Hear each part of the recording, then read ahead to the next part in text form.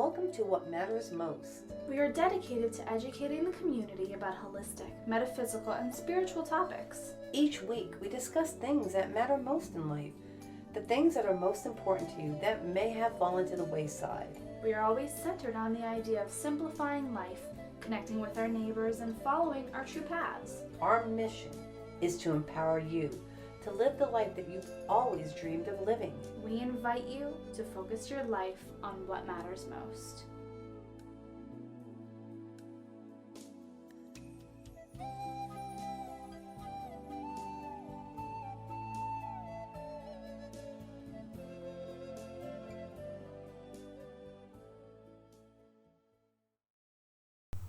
Welcome to What Matters Most. I'm Kristen. And I'm Marianne. From Experience Nirvana, and today we're going to have on the show with us Chris Largent, and he will be giving us information about the changes of 2012. I don't know about you, but I've been experiencing changes, and I feel like I've been part of the shift, or there's been a shift in my life, Right. at least for the last, I'm going to say 3 to 4 years. Maybe it even is 4 years ago. And you know, those changes that were, if I were to look back at the time frame, I would say back 4 years ago, the changes that happened in my life were more subtle, smaller, less significant. And I do have to say that in retrospect, I do feel like things are speeding up. You know, they call it, does feel like I that. know we've heard other people talk about the quickening, you know. You've heard I that? haven't heard that. Oh my gosh, yeah.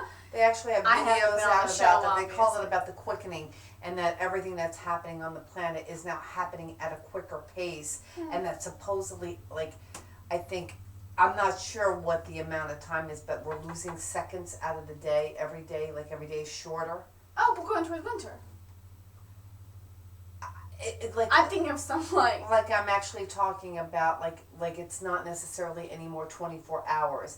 It might be. I have heard that. Yeah, like it might be 23 hours and 58 minutes or Right. something like that. That it's no longer truly a 24-hour day or whatever. I would say I started noticing changes, at least major changes, probably about maybe 2 or 3 years ago. Yeah, okay. What would you say those changes were as far as you're concerned? I would just say I think we all started noticing economic changes with the economy going down. There's been a lot of political craziness, job changes. Or the interest and the openness to job changes. Right, Yeah. right. Total changes in job, not just like moving from one position in a company No, to it's another. called bye-bye job. Yeah, right. And in your case, you were very actively looking for that to happen. Absolutely, Right. I was more than ecstatic when they booted me. But I think in general, I think we're all, I don't think 2012 is the end all. I think it's kind of more like we're going towards it, and I think we're all in the midst of it. I'm sure that Chris is going to share a lot of really good information with us to kind of prepare us maybe for the final Chapter. Right. Right. That's As nice we to put move it. towards the hopefully we're getting to the point where we are kind of getting at the top of the hill. Imagine And what it'll then- be like when it's all over. Yeah. Maybe we'll be like the Atlanteans. Maybe That's right. we'll be living on Venus, and Lemurians. we could be anywhere. That's right. That's right. So coming up next is Chris Largent. Stay tuned. You're listening to What Matters Most, and we'll be right back.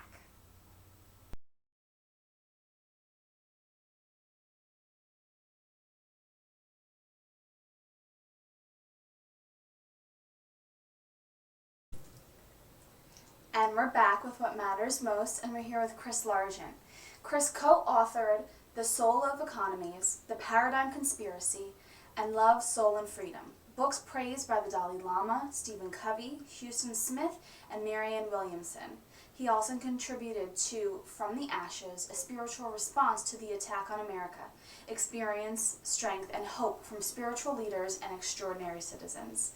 Chris maintains a consulting practice and teaches at the University of Delaware, Widener University, and his own 7th Academy. Welcome, Chris. Thank you for being with us. Yes, thank you you, very much Chris, for for joining thanks. us today.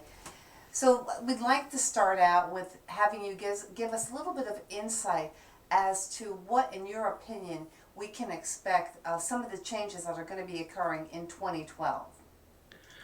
I think as a kind of preface, I'd want to say that in the old Native American societies, when they were talking about what frames 2012, they were talking about a big transition between 1975 and 2025, which Native elders referred to as the Great Purification, and for a long time that was a very popular idea.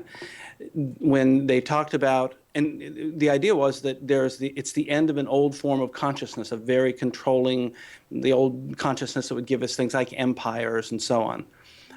So they said we're going to move more toward what we might call an egalitarian partnership society.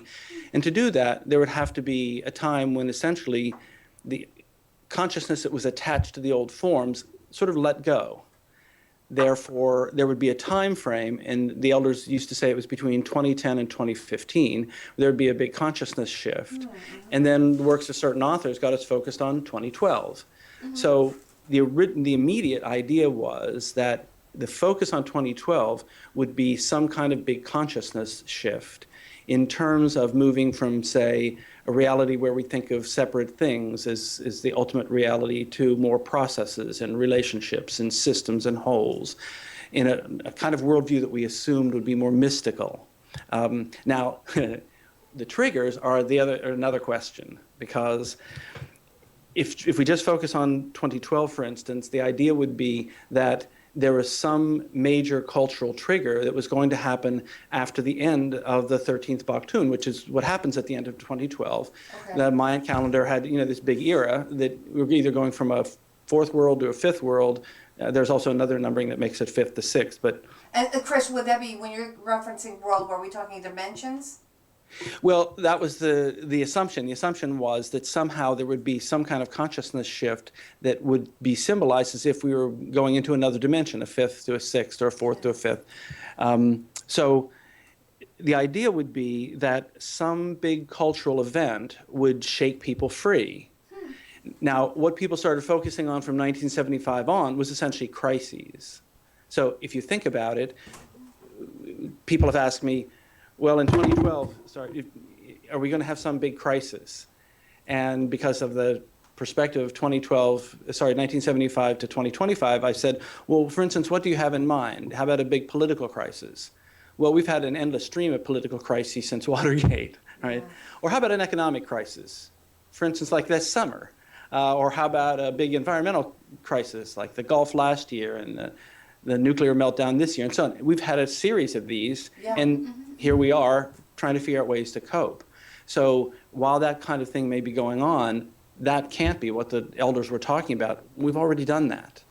Sure. And we may have more in the future, but they're talking about something that's much more of a dramatic shift. So there are several candidates, but no one is really absolutely certain. I think people have said, well, maybe we'll have a different kind of idea about religion, for instance, because until quite recently, say the second half of the 20th century, everybody associated religion with an institution.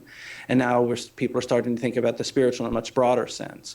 Or it might be that we're not alone in the universe. The idea of off-planet civilizations is very popular.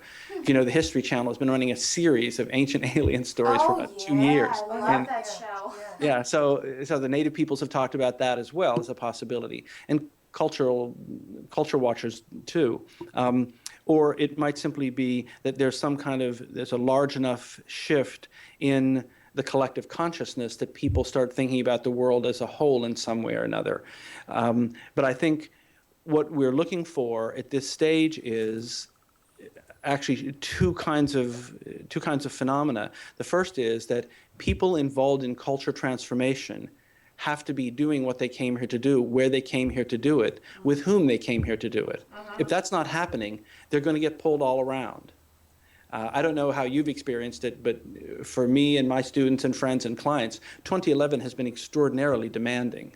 There's something going on with everybody. People are being pushed here and shoved there, and this is breaking up and that's changing, and some people just quite suddenly leaving the planet, even at quite young age, and so on. So the first phenomenon is, who are we? What did we come here to do? Where are we supposed to be? So a lot of it is high focus on what do you think your destiny is.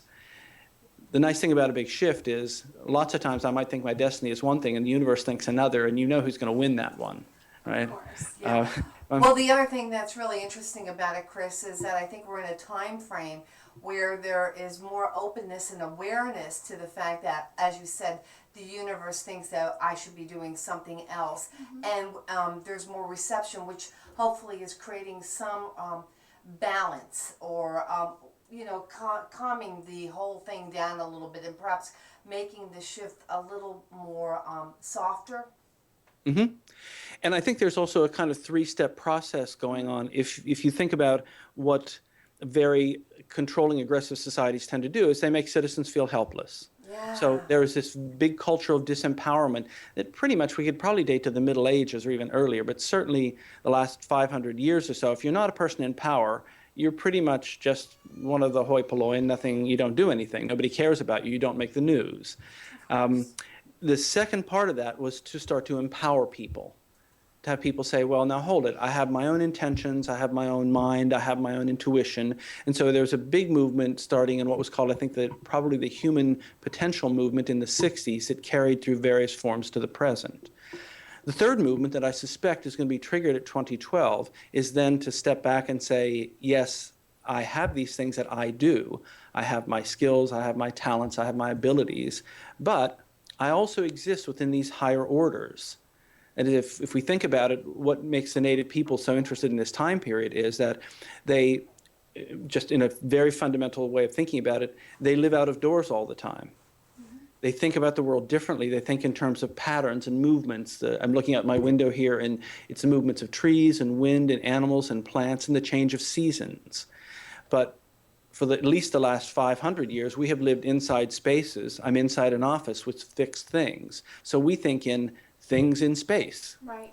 They think in patterns and movements and so on. So it's a combining of that stronger sense of I can do something of empowerment with also this sense that I work within these higher orders and rhythms and patterns to develop a tremendous respect for what nature has that we are, when we're combined with it, in part of a larger ecosystem, or with the kinds of patterns that human beings have. This morning at an ethics class in Widener, I was lecturing on stages of development. Human beings naturally go through 7 stages, plus or minus 2. And if you trap people at the lower stages, they can't develop beyond just thinking about themselves, and it's very troubling and disturbing. And what Native elders would always say is, you guys really have nice, sophisticated technology. You seem to be very nice people, but your emotional development often gets stunted at the adolescent or young adult stage. You don't create elders in your community. So that thinking that I move in a higher development and things I thought when I was 10, 16, 21, and 30 are going to be things that I'm going to be developing beyond because I keep moving the same way, say, the seasons do and so on. There's a rhythm in my life as well. Mm-hmm. So the third stage is being part of those rhythms. Well, unfortunately, we do have to go to a quick break. So you're listening to What Matters Most, and we'll be right back.